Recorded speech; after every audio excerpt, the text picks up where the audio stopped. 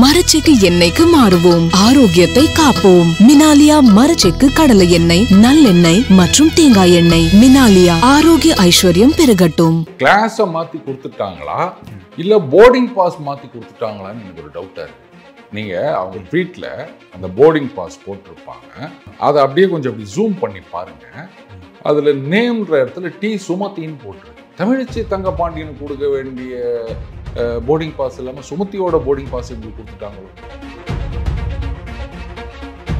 எம்பிக்கே இந்த நிலைமையா அப்படின்னா அப்போ அதுலேருந்தே தெரியுது. எம்பி அப்படின்னும் போது அவங்க வந்து ஒரு உயர்ந்த இடத்துல இருக்காங்க, நாமெல்லாம் சாதாரண மக்கள். இந்த யமலோகத்துக்கு போனா அற்ப மானிட புதரே அப்படின்னு சொல்லுவாங்களாம். இதுதான் எல்லா சினிமாலையும் நம்ம பார்க்குறோம். ஸோ நம்ம அந்த லெவல் தான். சரி, தினகரன் வந்து அவர் தனியா அமமுக அப்படின்னு ஒரு கட்சி வச்சு நடத்தின்னு இருக்கிறாருங்க. அந்த கட்சியிலேயே சசிகலா அவர்கள் சேரல. ஏற்கனவே ஒருங்கிணைக்கப்பட்டது தான் இப்ப இருக்கிற அதிமுக. அப்புறம் நீங்க என்ன புதுசா வந்து ஒருங்கிணைக்கிறது? அதாவது ரோடு போட்டாச்சு அப்படின்னா அதுக்கு மேல நான் ஒரு ரோடு போடுறேன்னு யாராவது சொல்லுவாங்களா? அதிமுக இன்றைக்கு எடப்பாடியார் அவர்கள் தலைமையின் கீழ் இருக்கின்றது. அவ்வளவுதான், முடிஞ்சு போச்சு இந்த சாப்டர். அது இல்லை, இந்த கட்சி புதுசுலே வந்து எடப்பாடியை வந்து ஒதுக்கி வைக்கிறதுக்காக பண்ற விஷயமா பண்றாங்களா? என்ன ஆரம்பிப்பாங்க? இப்படி அதிமுகல வந்து செங்கோட்டையனோ இல்ல வேற யாரோ எஸ்பி வேலுமணியோ இல்ல வேற யாரோ தலைமை பொறுப்புக்கு வருவாங்களா? இப்போ நிர்வாகிகள் அப்படின்றவங்க பெரும்பாலும் எடப்பாடியார் அவர்களுக்குத்தான் ஆதரவு. அடுத்தது நாங்க வந்து ரெட்டை இலையை முடக்கும் அப்படின்னா இந்த மாதிரி 1-2 பேர் பண்ற கலாட்டாலெல்லாம் நடக்காது. இப்ப ஜேன்னு உடைஞ்சது, அப்புறம் அந்த அதிமுக நால்வர்னு ஒண்ணு இருந்தது. அந்த மாதிரியான சிச்சுவேஷன் வருவதற்கு வாய்ப்பில்லை. எல்லாரும் என்ன பண்ணாங்க, நீங்க என்ன அவ்வளவு பெரிய லீடரா பாருங்க, அங்க சேர்ந்துருக்கலாம். இப்ப இந்த ஒரு லீடர், வசீகரமான ஒரு லீடர் இல்லை அப்படிங்கிறனாலதான் எல்லாருமே நான் லீடர் ஆகிறேன் அப்படின்னு சொல்றாங்க. உடனே பாத்தீங்களா, செங்கோட்டையின் போர்க்கொடி தூக்கி விட்டார். அவர் உடனே அதிமுக உடைக்க போகிறார். ரெட்டை இலையில ஒரு இலை அந்த பக்கம், ஒரு இலை இந்த பக்கம் முடக்க போறாங்க. ஓபிஎஸ் அந்த பக்கம் போறார், இந்த பக்கம் போறார். தம்ப்நெயில் வைக்கலாம், கிளிக் பைட் போடலாம். அப்ப என்ன ஆகும்? இது செங்கோட்டையன் வந்து ஒரு பெரிய அளவுல ஏதோ புரட்சி செய்ய போகிறார் கட்சிக்குள்ள அப்படின்ற மாதிரி ஒரு இம்ப்ரெஷனை கிரியேட் பண்ணோம். இப்போ அதிமுகலேயே வந்து பாஜக ஆதரவு அதிமுகன்னு ஒரு குரூப் வந்துருச்சு. அவங்க வந்து கூட்டணி வேணுன்ற மாதிரி ஃபீல் பண்றாங்க. ஆனா ஸ்டேட் கவர்மெண்ட் உங்களுக்கு பாதுகாப்பு கொடுத்துருக்காங்க அப்படிங்கும் போது என்ன, ஒருவேளை திமுக ஏதாவது உள்ள பூந்து கோட்டையை உழப்புறாங்களா?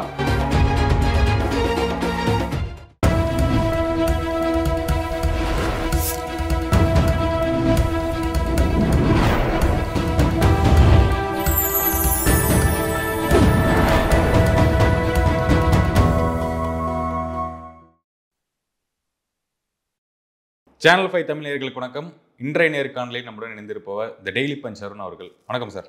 வணக்கம் நிரஞ்சன். நாடாளுமன்ற உறுப்பினர் தமிழச்சி தங்கபாண்டியன் அவர்கள் வந்து டெல்லி டு சென்னை பயணம் மேற்கொள்ள ஒரு ஃப்ளைட்டில் டிக்கெட் புக் பண்ணியிருக்காங்க. அந்த டிக்கெட் வந்து பிஸ்னஸ் கிளாஸில் புக் பண்ண டிக்கெட் வந்து டவுன்கிரேடடாக ஆயிடுச்சு. ஒரு எம்பிக்கே இந்த நிலைமையா? அதாவது நான் புக் பண்ண கிளாஸ் வேறு, எனக்கு வந்து லோயர் கிளாஸில் கிடச்சிருச்சு. ஒரு எம்பி இப்படி ட்ரீட் பண்ணுறீங்க, சாதாரண மக்களை எப்படி ட்ரீட் பண்ணுவீங்க அப்படின்னு ஒரு கொந்தளிச்சு ஒரு எக்ஸ்தலத்தில் ஒரு ட்வீட் போட்டிருக்காங்க. ஆமாம், நான் கூட அது பார்த்தேன். ஆனால் அதில் இன்னொரு கன்ஃபியூஷன் இருக்குது தம்பி எனக்கு. அதாவது கிளாஸை மாற்றி கொடுத்துட்டாங்களா இல்லை போர்டிங் பாஸ் மாற்றி கொடுத்துட்டாங்களான்னு எனக்கு ஒரு டவுட்டாக இருக்குது. நீங்கள் அவங்க வீட்டில் அந்த போர்டிங் பாஸ் போட்டிருப்பாங்க, ப்ரீமியம் எக்கானமிக் கிளாஸ்னு இருக்கும். அதை அப்படியே கொஞ்சம் அப்படி ஜூம் பண்ணி பாருங்கள். அதில் நேம்ன்ற இடத்துல டி சுமத்தின்னு போட்டிருக்கு. தமிழச்சி தங்கபாண்டியனுக்கு கொடுக்க வேண்டிய போர்டிங் பாஸ் இல்லாமல் சுமத்தியோட போர்டிங் பாஸ் உங்களுக்கு கொடுத்துட்டாங்களோ. நீங்கள் பாருங்களேன், அதில் ஒன்று சுமத்தின்னு தான் போட்டிருக்கு. சரி, ரைட்டு. அந்த கன்ஃபியூஷனுக்கு யார் பதில் சொல்லுவாங்கன்னு எனக்கு தெரியல. யார் இந்த சுமதி அப்படின்னு தான் வரணும். அது நேம்னு போட்டு அதில் தாங்க போட்டு இருந்தது. அவங்க ட்வீட்டில் தான் பார்த்தேன் நான். இப்போ அடுத்தது என்னன்னா, ஒரு எம்பிக்கு கரெக்ட். எம்பிக்கள்லாம் யாருங்க? அவங்கெல்லாம் வந்து நம்ம சமூகத்தில் உயர்ந்த இடத்தில் இருப்பவர்கள். நாமெல்லாம் யார் 5 வருஷத்துக்கு ஒருக்காத ஓட்டு மட்டும் போட்டுட்டு உக்காந்துட்டு இருக்கோங்க. அதனால் இப்போது அந்த பள்ளிக்கரணை இதை நிறைய பேர் சொல்லியிருந்தாங்க. அந்த டிராஃபிக்கு பார்த்தீங்கன்னா தாங்க முடியாதுங்க. மற்ற இடத்துலையாவது மெட்ரோ வருது, ரைட்டு. அது இல்லாத இடங்கள்லாம் கூட வந்து டிராஃபிக்ன்றது ரொம்ப அதிகமாக இருக்குது. அண்ட் அந்த ஏரியாவில் பார்த்தீங்கன்னா அந்த குறுக்க வர கட்டிங் நிறைய இருக்கும், தெருக்கள். ஸோ அதனால் பார்த்தீங்கன்னா நின்று காலையில் வேலைக்கு போகிறவங்க, சாயங்காலம் வேலைக்கு முடிச்சுட்டு வரவங்க, இவங்கெல்லாம் படுற அவஸ்தை இருக்குது பாருங்கள், தாங்க முடியாது. உடனே நீங்கள் இதெல்லாம் கேட்டிங்கன்னா, நம்மளாம் என்ன எம்பியா? இல்லை, சாதாரண மனுஷர்கள் தானே. அதனால் நாம் இதை சகிச்சுக்கிட்டு தான் போனோம். எம்பிக்கள் அப்படின்னும் போது ஆனால் அதுக்கு வந்து ஏர் இந்தியாவில் ஒரு எக்ஸ்ப்ளனேஷன் கொடுத்துருக்கிறதா பார்த்தேன். அதாவது லாஸ்ட் மினிட்ல வந்து ஏர்கிராஃப்ட் ஏதோ சம் ப்ராப்ளம்னால சேஞ்ச் பண்ணியிருக்காங்க. அதில் அந்த கிளாஸ் இல்லாததுனால இதில் கொடுத்துருக்காங்க அப்படின்னு. சொல்லப்போனால் ஒரே ஒரு உதாரணம் சொல்கிறேன். அப்போது நான் எந்த எக்ஸ்ப்ளனேஷனுமே கொடுக்க வேண்டியதில்லைன்னு நினைக்கிறேன். இப்போது ரயில்வேஸில் நீங்கள் ரிசர்வ் பண்ணி போகிறீங்கன்னு வச்சுக்கோங்களேன். லேட்டஸ்ட்டு ஒரு ஸ்லீப்பர் கிளாஸில் நீங்கள் புக் பண்ணியிருக்கீங்க. அது S1 S2 அப்படின்னு S12 வரைக்கும் இருக்குது. திடீர்னு என்னவோ பிரச்சனைங்க, S12 கோச்சு இதுவாகிடுது, அதனால் பேசஞ்சர் ட்ராவல் பண்ண முடியாது அப்படின்னு ஆகிட்டப்போ இது வேற எங்கே ஒரு சின்ன ஸ்டேஷனில் இருக்குதுன்னு வச்சுக்கோங்க. அப்போ புதுசாக கோச்செல்லாம் கொண்டு வந்து அட்டாச் பண்ண முடியாது. அப்போ என்ன பண்ணுவாங்கன்னா, முதல்ல இந்த கோச்சில் ஒரு 72 பேர் இருப்பாங்கல்ல, அவங்களெல்லாம் வேற எங்கேயாவது அகாமடேட் பண்ணணும். மீதி கோச்சஸில் வேக்கன்சி இருக்கான்னு பார்ப்பாங்க. அப்படி வேக்கன்சி இல்லை அப்படின்னா என்ன பண்ண முடியும்? அப்போ முதல்ல இந்த ரயில்வே ஸ்டாஃப் பாஸில் புக் பண்ணியிருப்பாங்கல்ல, அவங்களெல்லாம் நீங்கள் வாங்க, அவங்களுக்கு இடம் கொடுங்க அப்படின்வாங்க. நீங்கள் அங்கே போயிட்டு நான் வந்து பாஸ் ப்ரிவிலேஜ் அப்படின்லாம் பேச முடியாது. பேசஞ்சர் அவங்க தான் முக்கியம். நீங்கள் வந்து ரயில்வே ஸ்டாஃப் அப்படின்னு சொல்லும்போது அப்போ நீங்கள் தான் அவங்களுக்காக வந்து இது பண்ணணுமே தவிர அவங்க உங்களுக்காக கிடையாது அப்படின்னு இதில் நீங்கள் கேள்வியெல்லாம் கேட்க முடியாது. நான் வந்து 3 மாதத்துக்கு முன்னாடி பண்ணேன், 2 மாதத்துக்கு முன்னாடி பண்ணேன், நான் பாஸ் வச்சுருக்கேன், நான் வந்து இவ்வளோ நாள் வேலை செஞ்சுக்கிறேன், இதெல்லாம் கேட்கவே முடியாது. Customer is the king. இதுக்கு மேலே நான் எதுவும் சொல்ல வேணாம் அப்படின்னு நினைக்கிறேன். ஆனால் இன்னைக்கு எல்லாமே தலைகீழாக இருக்குது. இவர்கள் தான் வந்து மக்கள் பங்காளர்கள்னு சொல்லிக்கிறாங்க. எம்பிக்கே இந்த நிலைமையா அப்படின்னா அப்போ அதுலேருந்தே தெரியுது. எம்பி அப்படின்னும் போது அவங்க வந்து ஒரு உயர்ந்த இடத்துல இருக்காங்க, நாமெல்லாம் சாதாரண மக்கள். இந்த யமலோகத்துக்கு போனால் அற்ப மானிட பதரே அப்படின்னு சொல்லுவாங்களாம். இதுதான் எல்லா சினிமாலையும் நம்ம பார்க்குறோம். ஸோ நம்ம அந்த லெவல் தான். இதை பாசிட்டிவாக நான் சொல்லவா?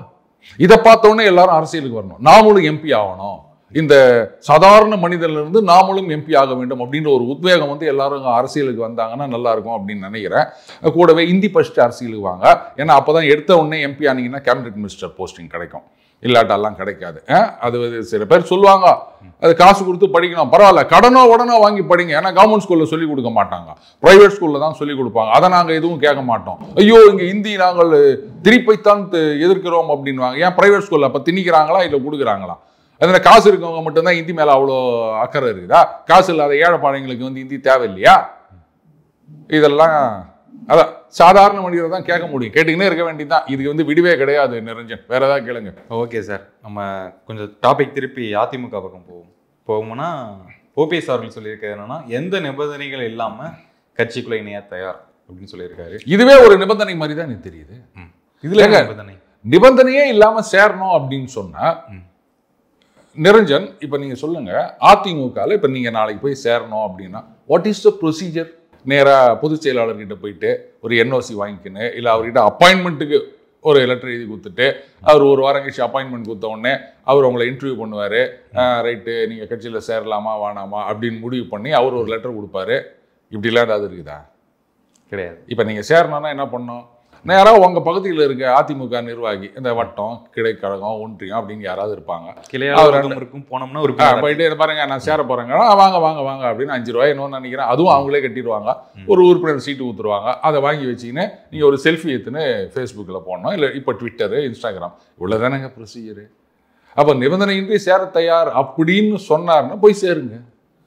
நான் அதிமுகவில் இணைந்து விட்டேன் அப்படின்னு போய் சேருங்க. ஏத்துக்கணும்ல, அதான விஷயம். நீங்க போங்க, அவங்க ஏத்துக்கலன்னா கேளுங்க.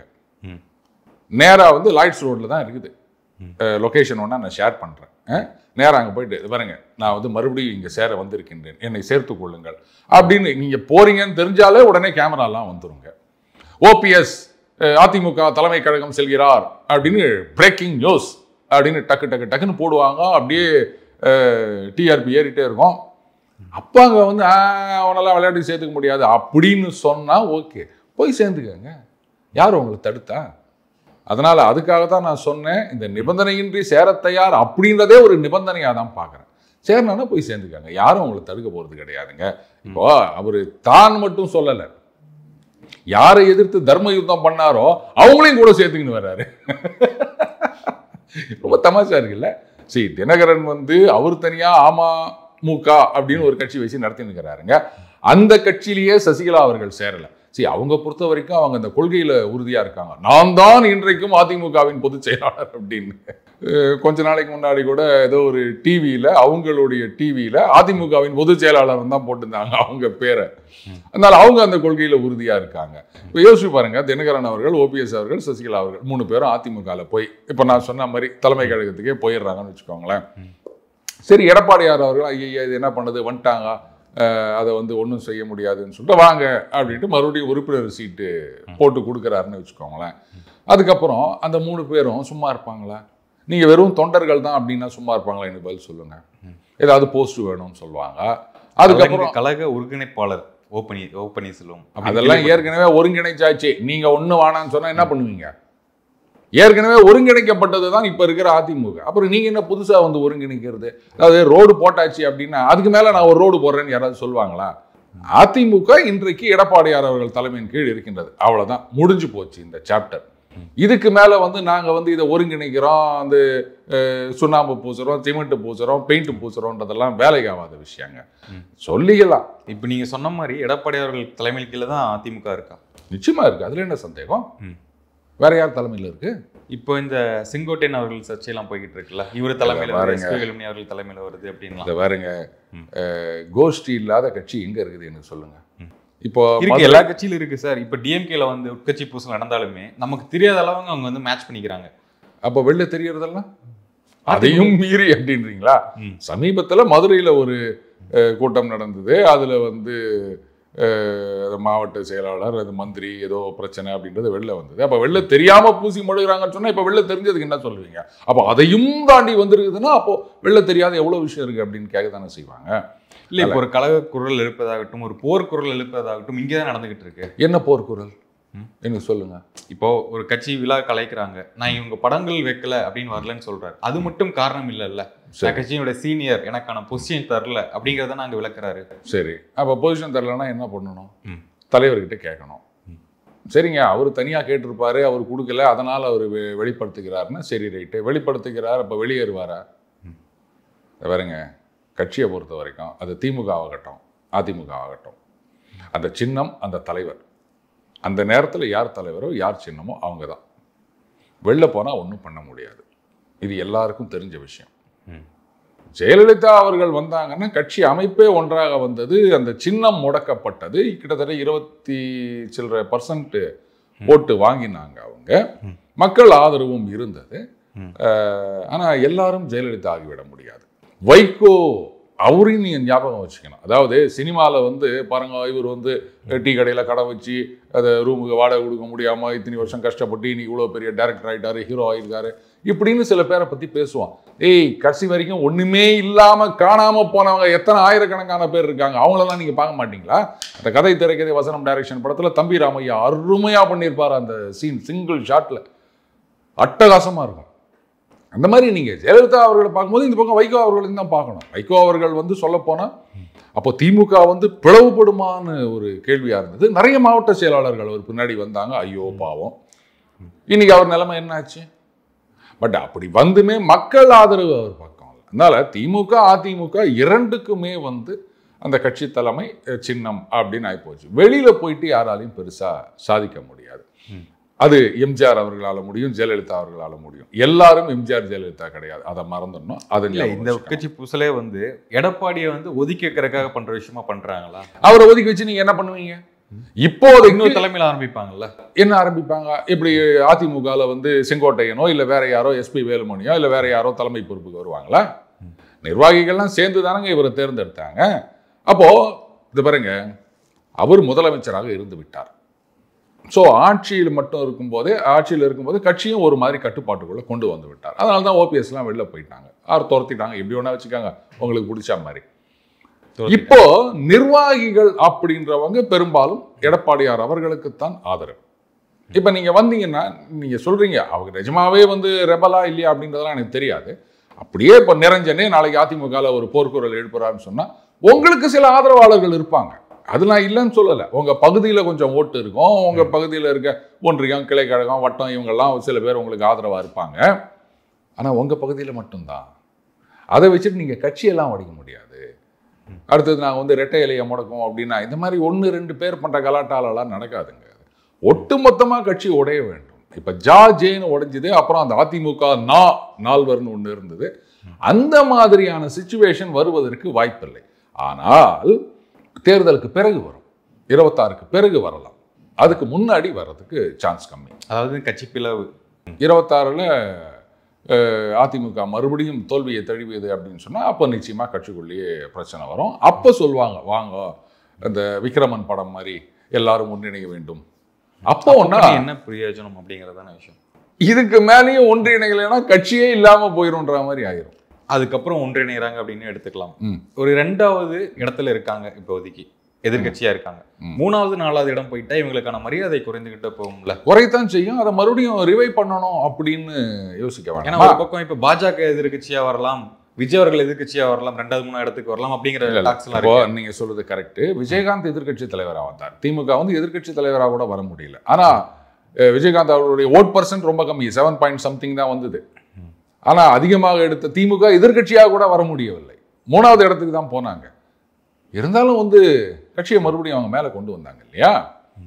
அதனால கீழே போயிட்டதுனாலேயே வந்து நம்ம அப்படியே தான் இருக்கணும் அப்படின்றது கிடையாது. பட் அதிமுகவில் சில, அதாவது இன்ஹரண்ட் இன்ஸ்டெபிலிட்டின்னு சொல்லுவாங்க, அது இருக்கிறதுனால கொஞ்சம் கஷ்டம். ஏன்னா கரிஸ்மேட்டிக் லீடர்ஷிப் அப்படின்றது அங்கே இல்லைங்க. எடப்பாடியார் வந்து அவருடைய அந்த செயல், அதை வச்சு அதை முன்னிறுத்தி அவங்க ஒரு இதை கிரியேட் பண்ணியிருக்கணும். அது அந்த 23 தேர்தலுக்கு முன்னாடி அவங்க அதை செய்ய தவறி விட்டார்கள். அதனால கஷ்டம். 26லையும் தோல்வி அடைந்தது அப்படின்னு சொன்னால், ஏன்னா கலைஞர் அவர்கள் வந்து பல வருஷம் எதிர்கட்சியாக இருந்தும் கட்சியை வந்து கட்டுக்கோப்பாக வச்சிருந்தாரு. இவரால் அது முடியாது. எல்லாரும் என்ன பண்ணாங்க, நீங்க என்ன அவ்வளவு பெரிய லீடரா பாருங்க, அங்க சேர்ந்துருக்கலாம். லீடர் வசீகரமான ஒரு லீடர் இல்லை அப்படிங்கறனாலதான் எல்லாருமே நான் லீடர் ஆகிறேன் அப்படின்னு முயற்சி பண்றாங்க. லீடர் ஆகிறதுக்கு முயற்சின்னு நான் சொல்ல மாட்டேன். மேபி இந்த நிர்வாகிகள் நியமனம் அந்த மாதிரி விஷயத்துல எங்க ஆளுங்களுக்கு போஸ்டிங் கொடுக்கணும், நான் சொல்றவனுக்கு போஸ்டிங் கொடுக்கணும், இது எல்லா இடத்துலையும் இருக்கிற விஷயம்தான். ஸோ அப்படி கூட இருக்கலாம். அதனால இது வந்து உடனே பார்த்தீங்களா, செங்கோட்டையின் போர்க்கொடி தூக்கி விட்டார், அவர் உடனே அதிமுக உடைக்க போகிறார், ரெட்டை இலையில ஒரு இலை அந்த பக்கம் ஒரு இலை இந்த பக்கம் முடக்க போறாங்க, ஓபிஎஸ் அந்த பக்கம் போறார் இந்த பக்கம் போறார். தம்ப்நெயில் வைக்கலாம், கிளிக் பைட் போடலாம். ஆனால் உண்மை அது கிடையாது. ஓகே சார், இப்போ திமுக சார்பாக வந்து ஒரு போலீஸ் பாதுகாப்பு வந்து கொடுத்துருக்காங்க செங்கோட்டையன் அவர்கள் வீட்டுக்கும் அவருக்கும். அப்படிங்கும்போது இந்த பிரச்சனை வந்து அவங்க அப்படியே ரன்னிங்லேயே இருக்கணும் அப்படிங்கிறது அவங்களுடைய நிச்சயமாக. இது வந்து ஒரு எதிர்கட்சிக்குள்ள ஒரு குழப்பம் வருகின்றது அப்படின்னும் போது அதை யூட்டிலைஸ் பண்ணிக்கணும் அப்படின்னு ஒரு கட்சி நினைப்பது தவறே கிடையாது. இப்போ எதுக்காக செங்கோட்டையனுக்கு வந்து பாதுகாப்பு கொடுத்தாங்கன்னு இன்னைக்கு எல்லாம் விஜய் யாருமே போய் அவருக்கு வீட்டு முன்னாடி எதுவும் போராட்டம் பண்ணல, எதுவுமே பண்ணல. ஆதரவாளர்கள் வராங்க, பார்க்குறாங்க, அவ்வளோதானே. அதாவது அப்போ என்ன ஆகும், இது செங்கோட்டையன் வந்து ஒரு பெரிய அளவில் ஏதோ புரட்சி செய்ய போகின்றார் கட்சிக்குள்ள அப்படின்ற மாதிரி ஒரு இம்ப்ரெஷனை கிரியேட் பண்ணோம். ஆனால் அது வந்து முதலே பிசுபிசுத்து போயிடுச்சுன்னு தான் நான் சொல்வேன். ஏன்னு கேட்டிங்கன்னா, இப்போ வந்து செங்கோட்டையன் அவர்களுக்கு மத்திய அரசாங்கத்திலிருந்து ஒய் பிரிவு பாதுகாப்பு கொடுத்துருந்தாங்க அப்படின்னு சொன்னால் சரி, பாஜக ஊடாடுது, அவங்க தான் வந்து இதெல்லாம் இது பண்ணுறாங்க. இப்போ கட்சியில் வந்து ஈவன் கட்சியில் இருக்க மற்ற சில நிர்வாகிகளுக்கு கூட ஓஹோ பாஜக பேக்கிங் இருக்குது போல இருக்குது, அதனால் வந்து நாம் வந்து இப்போ இந்த பக்கம் போயிட்டோம்னா அப்போ கட்சி உடைஞ்சி பாஜகவுடன் கூட்டணி. ஏன்னா அதுலேயே இப்போ ஒரு காலத்தில் பார்த்தீங்கன்னா எல்லா காலத்துலேயும் காங்கிரஸில் அதிமுக ஆதரவு திமுக ஆதரவுன்னு இருக்கும். அதே மாதிரி பாஜகலையும் அதிமுக ஆதரவு பாஜக அப்படின்னு ஒரு குரூப் இருக்காங்க, அவங்களோட போனோம் அப்படின்னு. இப்போ அதிமுகலேயே வந்து பாஜக ஆதரவு அதிமுகன்னு ஒரு குரூப் வந்துருச்சு. அவங்க வந்து கூட்டணி வேணுன்ற மாதிரி ஃபீல் பண்ணுறாங்க. அப்போது வைப்பிரிவு அப்படின்னும் போது ஆஹா பாஜக பேக்கிங்கில் இருக்குது அப்படின்னு சொல்லிட்டு இன்னும் சில பேர் வருவதற்கான வாய்ப்புகள் இருக்குன்னு. ஆனால் ஸ்டேட் கவர்மெண்ட் உங்களுக்கு பாதுகாப்பு கொடுத்துருக்காங்க அப்படின்னும் போது என்ன, ஒருவேளை திமுக ஏதாவது உள்ள பூந்து கோட்டையை உழப்புறாங்களா, அப்போ அவங்களோட சேர்ந்தா வேலைக்கு ஆகாது. ஏன்னா இனிமே நீங்க அங்க அதிமுகலேருந்து திமுகவில் போய் சேர்ந்தீங்கன்னா எப்போ மந்திரி பதவி கிடைக்கிறது, என்ன கிடைக்கிறது? முன்னாடி போனவங்க எல்லாம் புதுச்சா ஒரு கம்பெனி ஆரம்பிக்கிறாங்க அப்படின்னா முதல்ல போனாதான் அது. இது வந்து ஆனால் ரொம்ப நாளாக இருக்க கம்பெனி, அது வேற விஷயம். ஒரு உதாரணத்துக்கு சொன்னேன். ஸோ இனிமே நீங்கள் இங்கேருந்து அங்கே போனீங்கன்னா அது சரி வராது. அதனால இது ஸ்ட்ராட்டஜியாக இருந்ததுன்னா அது ஃபெயிலியர் அப்படின்னு தான் நான் சொல்வேன். ஓகே, இப்போ விஜய் அவர்களுக்கு அதை ஒய் செக்யூரிட்டி கொடுத்துருக்காங்க மத்திய அரசு சார்பாக. இதுக்கு நிறைய விமர்சனங்கள் வருது. அவர் என்ன பண்ணிட்டாரு அவர் கொடுக்குறீங்க, வெளியே எங்கே வராரு கொடுக்குறீங்களாம் வருது. நீங்கள் உங்களுடைய பார்வை எப்படி? உங்களுக்கு வேணுமா செக்யூரிட்டி? நமக்கு தேவையில்லை. நீங்களும் ஒரு கட்சி ஆரம்பிங்க. எலெக்ஷன் கமிஷனில் போய் ரெஜிஸ்டர் பண்ணுங்கள், நானும் ஒன்றா ரெக்கமெண்ட் பண்ணுறேன், இவரு கட்சி தலைவர் ஆயிட்டார் அப்படின்னு. அதாவது இவருக்கு ஏன் பாதுகாப்பு, அவருக்கு ஏன் பாதுகாப்புனா, இப்போ சில பேர்லாம் வந்து நிறைய அட்வைஸ் பண்ணுறாங்க. பெருந்தலைவர் காமராஜ் அவர் வந்து உங்களுடைய கொள்கை தலைவர்னு சொல்கிறீங்க, அவர் வந்து ஒரு தடவை ஏதோ ஒரு அணை கட்டும் திட்டம் போல இருக்கு, அதுக்கு எதிராக மக்கள் ஏதோ குரல் கொடுத்துட்ருக்காங்க, ஏதோ சம்திங் போகிறாரு. அப்போ முன்னாடி வந்து சைரன் வச்ச இது போதான். அப்போ சொன்னார், என்ன ஏன் சங்கு ஊதின்னு போகிற, முன்னாடி நிறுத்து, எனக்கெல்லாம் பாதுகாப்பு தேவையில்லை, மக்களுக்கும் எனக்கும் என்ன நீ வந்து இது மாதிரி பண்ணுற அப்படின்னு சொன்னார் அப்படின்வாங்க. அப்படிப்பட்ட தலைவர் இருந்த இதில் நீங்கள் வந்து ஒய் பிரிவு பாதுகாப்பை எடுத்துக்கிறீங்களே அப்படின்னு. சென்ட்ரல் கவர்மெண்ட்டில் இந்த ப்ரொடெக்ஷன் கொடுத்துருக்காங்க, அவர் எடுத்துக்காமல் போகிறாரு, இல்லை இருக்காரு, அதை பற்றி உங்களுக்கு என்ன வந்தது, நீங்கள் இதை ஏற்றுக்க கூடாது அப்படின்னு சொல்கிறதுக்கு என்ன அர்த்தம்னு எனக்கு புரியல. பாதுகாப்பு கொடுத்தா கொடுத்துட்டு போகிறாங்க, நீங்களாம் அதை ஏற்றுக்கக்கூடாது, இது வந்து பாஜகவுடைய இது அப்படின்னா. இதே தமிழகத்தில் வந்து ஒரு மூத்த தலைவருடைய மகன் ஒரு மதுரை ரயில்வே ஸ்டேஷனாக எங்கன்னு சரியாக ஞாபகம் இல்லை, பல வருடங்களுக்கு முன்னாடி. அப்போ ஒரு இறங்கி போகும்போது எல்லாம் தொண்டர்கள்லாம் கூட வராங்க. அப்போ வந்து யாரோ ஒருத்தர் இதை இவ்வளோ ஒரு கத்தியோட பிடிக்கிறாங்க. அதுக்கப்புறமா அவருக்கு பாதுகாப்பு பலப்படுத்தப்படுகிறது. இதெல்லாம் நம்ம பார்த்துருக்கோம். அதனால் இதெல்லாம் ஒரு கேள்வியா? ஏதோ கொடுக்குறாங்க. உடனே சில பேர் முட்டை வீசுறேன்னு சொன்னாங்களா, முட்டை வீசுகிறாங்களோ இல்லை எதை வீசுகிறாங்களோ அதெல்லாம் வேற விஷயம். அவரு ஒரு கட்சி தலைவர் ஆயிட்டார், அவர் பாதுகாப்பு கொடுத்துருக்காங்க அப்படின்னா அவர் ஏற்றுக்கிறார், ஏற்றுக்காமல் போகிறார். நீங்கள் எங்கே வயிறு எரிஞ்சு சாவறீங்க? அதான் என்னுடைய கேள்வி. பார்த்தீங்களா, பாஜக பின்ன இருந்து இயக்குகிறது அப்படின்னா நீங்கள் அப்படி பார்க்குறீங்க. ப்ரொடெக்ஷனை விடுங்க. அவர் யார் யார் பார்க்குறாரு, என்னென்ன இடத்துக்கு போகிறாரு அப்படின்றத வேவு பார்க்குறதுக்கு கூட இருக்கலாம் இல்லையா? அப்புறம் எப்படி நீங்கள் பாஜக, அதாவது இவங்களே இந்த மாதிரி ரெண்டு கருத்தையும் சொல்லி போட்டு குழப்பி நிற்கிறாங்க, சக்கர பொங்கலுக்கு வடகரி மாதிரி. ஒரு பக்கம் இவர் வந்து பாஜகவின் பி டீம் சங்கி அப்படின்னு சொல்லி நிற்கிறாங்க, இன்னொரு பக்கம் பாஜக இவரை வேவு பார்ப்பதற்காக இந்த மாதிரி சிஆர்பிஎஃப் வச்சுக்கிறாங்க அப்படின்னா. அப்போ அவர் பி டீம்னா அவர் ஏன் வேவு பார்க்கணும்? பைத்தியகாரத்தனமாக இருக்குது. எதையோ ஒன்று சொல்லணும். மொத்தத்தில் அவருக்கு இந்த ப்ரொடெக்ஷன் கொடுத்தது இவங்களுக்கு ஏற்றுக்க முடியலங்க. ஏன்னா இன்றைக்கு தேதியில் தமிழகம் அமைதி பூங்கான்னு சொல்கிறோம், நம்ம சொல்கிறோம் இல்லையோ, அரசாங்கத்தில் சொல்கிறாங்க, ரைட்டா? இப்போ வந்து தலைவர்கள்லாம் போகும்போது பாதுகாப்புக்கு யாரும் போகிறது இல்லையா? போகிறாங்கல்ல. அப்போது ஆட்சியில் இருக்கவங்களுக்கு மட்டும்தான் பாதுகாப்பா? ஆட்சிக்கு வரணும்னு நினைக்கிறவங்களுக்கு பாதுகாப்பு இருக்கக்கூடாதா? என்ன கேட்டால் எல்லா மக்களுக்கும் பாதுகாப்பு வேணும். அதுக்காக ஒவ்வொரு வீட்டு வாசல்லையும் ஒரு செக்யூரிட்டி போட முடியுமா? அப்போ இது மாதிரி கட்சி தலைவர் கொடுக்குறாங்க, இவர் வந்து நாட்டையே ஆளப்போகின்றார், ஆளப்போகிறான் தமிழன் அப்படின்னு ஒரு ப்ரொடெக்ஷன் கொடுத்தா உங்களுக்கு என்னங்க குறைஞ்சி போச்சு? ஏங்க போட்டு இப்படி வயிறஞ்சு நிற்கிறீங்க? ஓகே, இப்போ தாவைக்கால இருக்கவங்க ஒரு சில்ட்ரன்ஸ் ஐடி விங் அப்படின்னு ஒரு இது வந்திருக்கு, கட்சியில் இருக்கவங்களே குழந்தைகள் தானே அப்படின்னு அண்ணாமலை. ஆனால் இதுக்கு முன்னாடி வந்து அண்ணாமலைக்கு இந்த விமர்சனம்லாம் வந்திருக்கு, இவர் அரசியல் குழந்தை அப்படிங்கிற மாதிரிலாம் சொல்லியிருக்காங்க. இப்போ அவரே ரிப்பீட் பண்ணுறாரு அந்த. அதாவதுங்க, இவர் வந்து அரசியலில் குழந்தை அப்படின்னு சொல்லலாம். சின்ன பையன் ஞாபகம் இருக்கு அவங்களுக்கு? சிவகங்கை சின்ன பையன் அப்படின்னு ஒருத்தர் சொன்னார். ஒருத்தர் குழந்தைன்னு சொன்னதே ஞாபகம் இருக்கு. குழந்தை விடுங்க, சின்ன பையன்னு சொன்னார். ஆனால் அப்போவே அவருக்கு பெரிய பையன் இருந்தது. அவர் இன்னும் அரசியலில் இருக்கார், ஒரு தீவிரமான சக்தியாக இருக்கின்றார். அவர் பையன் ஒரு பெரிய சக்தியாக இருக்கின்றார். அவர் ஏன் சின்ன பையன் அப்படின்னு சொல்லும்போது அண்ணாமலை அவர்களை குழந்தைன்னு சொன்னாங்க அப்படின்னா சரி என்ன பண்ண முடியும்? வந்து அந்த குழந்தை பண்ணுறதை தாங்க முடியலையே. அது உங்களுக்கு கல்யாணம் குழந்தை இருந்துன்னு வச்சுக்கோங்களேன், நைட்டெல்லாம் தூங்க முடியாது, நைட்டில் தான் அது மூச்சிக்கின்னு விளையாடி கிடக்கும். அந்த மாதிரியும் எடுத்துக்கலாம். குழந்தை மாதிரி வந்து பெரிய பெரிய வேலைகளை செஞ்சதெல்லாமும் நம்ம நிறைய பார்த்துருக்கோம் வரலாறுல. அதனால் சொல்லிக்கலாங்க குழந்தை அப்படின்னு. பட் அந்த குழந்தைகள் அணி அப்படின்றது வந்து தமாஷா சொன்னாலும் குழந்தைகள் நலனுக்கான அணி அப்படின்னு வச்சுக்கோங்களேன். அதுக்காக என்ன 6 மாதத்துக்கு குழந்தை கூட்டின்னு போயிட்டு இருந்தாங்க நீ தான் குழந்தைகள் அணி தலைவர் பதவி மாணவர்கள் இருப்பாங்க. இப்போ மாணவர் அணின்னு இருக்குது, திமுகவில் இருக்குதா? அப்போ அதில் இருக்கவங்கலாம் என்ன 18 வயசு குறைந்த மாணவர்களா? அவங்களுக்கு தான் பதவி கொடுக்குறாங்களா? எனக்கு இது பதில் சொல்லுங்க. எடி சோகா பிடிச்சா நான் பாயிண்ட்டேன். அண்ணன் ராஜீவ்காந்தி அவர்கள் தான் மாணவர் அணி தலைவராக இருக்காருன்னு நினைக்கிறேன். ஆமாம். இப்போ மாணவர் அணி அவர் எந்த ஸ்கூலில் படிக்கிறாரு கேளுங்க? இல்லைல்ல. ஸோ மாணவர் அணினா மாணவர்கள் தான் அந்த பதவிக்கு வரணும்னு அவசியம் கிடையாது. அதே மாதிரி குழந்தைகள் அணினா குழந்தைகள் தான் வரணும்னு அவசியம் கிடையாது. குழந்தைகளுக்கான அணி. அதனால் அதாவதுங்க, ஒருத்தர் நீங்கள் திட்டணும் அப்படின்னு நினச்சிங்கன்னா பாயிண்டடாக இருக்கணும், லாஜிக் இருக்கணும். சும்மா ஏதோ பொத்தாம் பொதுவில் பேசுறது அப்படின்றத என்னால் ஏற்றுக்க முடியாது. பட் கட்சியில் இருக்கிறது குழந்தைகள் தானே அப்படின்னா கரெக்டு. 18 வயசு கீழே இருக்கவங்களாம் குழந்தைன்னு தான் சொல்லுவோம். அங்கே நிறைய பேர் அப்படி தான் இருக்காங்க. 3வது படிக்கிற பையன், 4வது படிக்கிற எனக்கு தெரிஞ்ச பசங்க அவங்கெல்லாம் நான் வந்து தளபதி விஜய் அப்படின்னு சொல்லி டேய் உனக்கு ஓட்டே கிடையாதுடா அப்படின்னா நாங்கள் போய் போடுவோம் அப்படின்னு வேற அந்த பையன் சொல்கிறான். எங்கள் வீட்டு பக்கத்தில் இருக்கவன். அது அரசியலில் அப்போ கொஞ்சம் காமெடியும் வேணும் இல்லையா நிரஞ்சன்? அது இல்லைன்னா எப்படி? சீமானவர்கள் சொன்னார், இது வந்து உடம்புல இருக்க கொழுப்பு மாதிரி பணக்கொழுப்பு இது அப்படின்னு சொன்னாங்க. அதுக்கு இவங்க வந்து வாய்க்கொழுப்பு, நாங்கள் வந்து சட்டமன்றம் போகிறக்காக நாங்கள் முயற்சி பண்ணுறோம், நீங்கள் பட்டிமன்றம் போகிறக்காக நீங்கள் பேசிக்கிட்டு இருக்கீங்க அப்படின்னா மாற்றி மாற்றி விமர்சனம் வந்து. இல்லை சீமான் அவர்கள் இதுதான் ரைமிங், அது டிஆர் பண்ண வம்புங்க. இது எல்லாரும் இப்படி வந்து பண்ணணும் அப்படின்னு நினச்சிக்கிறாங்க.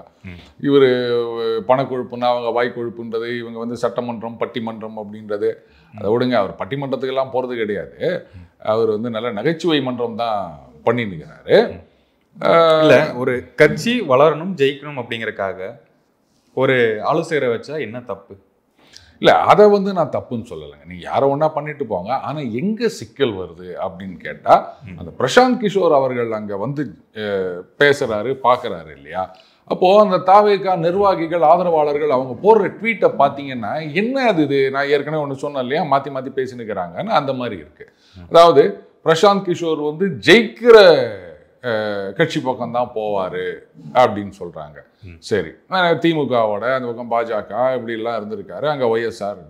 ஸோ அதனால் அவருக்கு தெரியும் யார் ஜெயிக்க போகிறாங்கன்னு, அதனால இங்கே வந்திருக்காரு. ஸோ இதுலேருந்தே தெரியுது தாவேகா ஜெயிக்குதுன்னு. இப்போ நான் கேட்குறேன், தாவேகா தான் ஜெயிக்கிற கட்சி இல்லை, அப்புறம் எதுக்கு பிரசாந்த் கிஷோர்? உங்களுக்கு நல்லா படிக்கிற பையனுக்கு டியூஷன் எதுக்கு?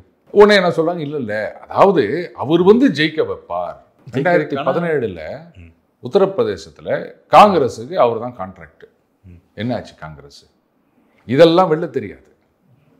அதனால அவர் வந்து ஜெயிக்க வைப்பார் அப்படின்றதும் ஒரு மித்து, ஜெயிக்கிற பக்கம்தான் அவர் போவார் அப்படின்றதும் ஒரு மித்து. நீங்களே வந்து உங்கள் சேனல் ப்ரமோட் பண்ணணும் அப்படின்னு உங்கள் சேனல் விடுங்க, ஏதோ ஒரு ப்ராடக்ட் நீங்கள் கொண்டாந்து கொடுத்து என்னை ப்ரமோட் பண்ணணும் அப்படின்னு சொல்கிறீங்கன்னா, நான் ஒரு ஏஜென்சி வச்சு நடத்துகிறேன், இல்லை என் யூடியூப் சேனல் உங்களை பண்ணணும் அப்படின்னு சொன்னேன், ஐயா உங்கள் ப்ராடக்ட்லாம் போவாதுங்க அப்படின்னு நான் சொல்லுவேன்னா, அதுக்கு நாங்கள் சிறப்பாக செஞ்சுருவோம், ஒரு 25% மார்க்கெட் ஷேர் உங்களுக்கு பிடிச்சி கொடுக்குறேன், நம்மளை கொஞ்சம் வெயிட்டாக காமிச்சிருக்கு, இப்படி தானே நான் சொல்லுவேன். ஸோ அதை வச்சுக்கின்னு அவர் சொல்லிட்டார், அவர் வந்து 15லேருந்து 20ன்னு சொல்லிட்டாருன்னு ஏங்க ஒரு மனக்குறை? 50% தான் சொல்லிட்டு போங்களேன், என்ன இப்போ ஆனால் இப்படி சொல்லாமா? 20% யாருக்குன்னா தாவேகா கிடையாது, அதிமுக திமுக ரெண்டுமே சேர்ந்து 20% சுருங்கிடும். அவர் 60ன்னாரு, நான் சொல்கிறேன் 20 சுருங்கிடும். மீதி 80% தாவேகா எடுத்தது போக அப்படி 1-2% மற்ற கட்சிகளுக்கு கொடுக்க போகிறாங்க. இவ்வளோதான் போதுமா? பிரசாந்த் கிஷோர் வந்துட்டாரு, தளபதி விஜய் வந்துட்டாரு, அப்படியே 5 கோடி வாக்குகள் வாங்க போகிறாங்க, வீட்டுக்கு ஒரு ஓட்டு வாங்க போகிறாங்க அவங்க. என்ன கேட்டால் திமுக அதிமுகலாம் கட்சியை கழிச்சிட்டு போயிடலாம் நிரஞ்சன். போய் புள்ள குட்டிங்களை படிக்க வைங்கப்பா, எல்லாம் கற்பனையா சொல்லிக்க வேண்டிதான் 26 வரைக்கும், அவ்வளோதான். இன்னும் 1 வருஷம் இருக்குல்ல, ஜாலியாக சொல்லிட்டு இருக்கலாம் நிரஞ்சன். அதான் இப்போ அவர் கட்சியிலேருந்து இன்னொருத்தர் கேள்வி எழுப்பினா, ஒரு பத்திரிகையாளர் சந்திப்பு நடத்துறதுக்கே உங்களுக்கு ஒரு திராணி கிடையாது அப்படிங்கிற மாதிரிலாம் வந்து விஜய்க்கு வந்து சவால் விட்றாங்க. எதுக்கு சந்திக்கணும்? எதுக்கு சந்திக்கணும் எனக்கு சொல்லுங்க. நான் மக்களை சந்திச்சுட்டு போறேன்னு அவர் சொன்னா என்ன பண்ணுவீங்க? அதாவதுங்க என்ன சார் திடீர்னு வந்து நீங்க தாவேக்காக முட்டு கொடுக்குறீங்க அப்படின்லாம் சொல்லாதீங்க. நான் கேட்குற கேள்வி லாஜிக்காக இருக்கணும். ஒருத்தரை குறை சொல்றீங்கன்னா it should be based on some facts. எதுக்கு சந்திக்கணும் எனக்கு சொல்லுங்க. இன்னைக்கு பத்திரிகையாளர்கள்லாம் பத்திரிகையாளராக கேள்வி கேட்குறாங்களா? என்ன கேட்கணுமோ அதை கேட்க மாட்டேங்கிறாங்க, கேட்கக்கூடாதெல்லாம் கேட்டுனுக்கிறாங்க. அப்புறம் எதுக்கு நான் அவங்கள சந்திக்கணும்? நீங்களா ஓட்டு போகிறீங்க, மக்கள் தானே ஓட்டு போட போகிறாங்க. நான் மக்களை சந்திக்கிறேன், அது எப்படி சந்திக்கிறேன்றது என்னுடைய சௌகரியம், அதை ஏற்றுக்கிறதும் ஏற்றுக்காததும் மக்களுடைய சௌகரியம். நடுவில் நீங்கள் என்ன, நீங்கள் தான் வந்து பார்த்தீங்களா இவர் தான் நல்லவர் இவர் கெட்டவர் அப்படின்னு சர்டிஃபிகேட் கொடுத்தா தான் வந்து ஜெயிக்க போதா? அதெல்லாம் ஒன்றும் தேவையில்லை. மறுபடியும் டிஆருக்கு வரேன். இந்த பத்திரிகை சினிமா விமர்சனம் இருக்குல்ல, சொல்லுவாரு எறும்பு ஏறி மறந்து டெய்லி வந்து ஒரு பத்திரிகையாளர் சந்திப்பு வைக்கிறாருல, டைரக்டா மக்களை பார்த்து மீட் பண்ணலாமே. அண்ணாமலை அவர்கள் சொல்றேன், ஒவ்வொருத்தர் பாணி ஒவ்வொன்றுப்பா. டிஆர் சொன்னார் எறும்பு ஏறி மரம் சாயாது அப்படின்னு. ஏதோ ஒரு பத்திரிகையில் விமர்சனம் போட்டாங்க. நீ என்னடா விமர்சனம் போகிறது, என் படம் ஓடுது பாரு 100 நாள் அப்படின்னு பண்ணி காமிச்சார் அவர். ஸோ ஒவ்வொருத்தரும் ஒவ்வொரு மாதிரிங்க. ஒருத்தர் வந்து ஆஃப் ஸ்பின் போடுவாங்க, ஒருத்தர் லெக் ஸ்பின் போடுவாங்க. அவர் போயிட்டு இவர் வந்து லெக் ஸ்பின் போடுறாரு, நீங்கள் ஏன் போட மாட்டேங்கிறீங்க அப்படின்னு கேட்க முடியுமா? இவர் பத்திரிகையாளர்களை சந்திக்கிறார், அவர் சந்திக்கலை அப்படின்னு நினைக்கிறார். அவர் வந்து இவர் பத்திரிகையாளர்கள் சந்தித்தாலும் பஞ்சு பஞ்சா ஊத்துனுக்கிறார் அண்ணாமலை அவர்கள்.